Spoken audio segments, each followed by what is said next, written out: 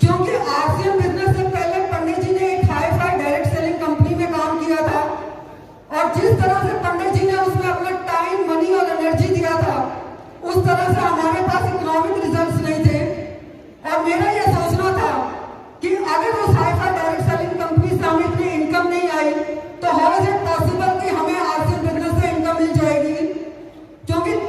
उस time RCM business का market में कोई नेम फेम नहीं था,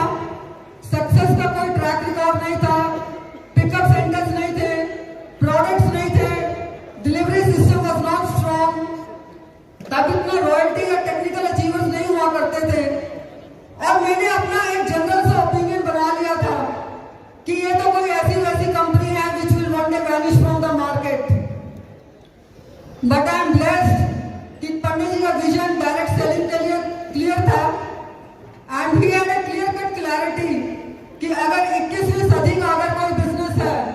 तो वह है डायरेक्ट सेलिंग का, और उसमें भी आरसीएम बिजनेस।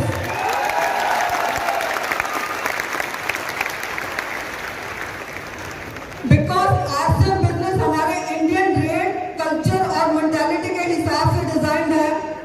एंड पंडित जी ने दीवानगी के हद से आरसीएम बिजनेस को बिल्ड किया, क्योंकि वे आरसीएम बिजनेस के कंसेप्ट से he was emotionally very attached. Uttarakhand से एक डिस्ट्रीब्यूटर है, उन्होंने मेरे साथ अपना एक इंस्टेंस शेयर किया कि पंडित जी ने नाइट से उनके घर पर करी थी